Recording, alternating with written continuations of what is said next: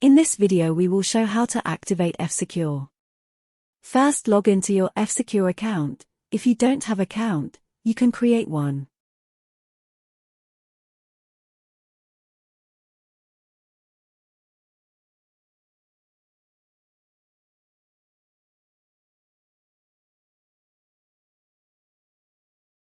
Once logged in, you will see subscription option on right side top. Please click on subscription on right side top.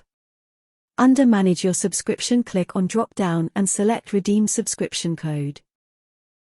Now click on blue button redeem subscription code. Please enter your subscription code and click continue.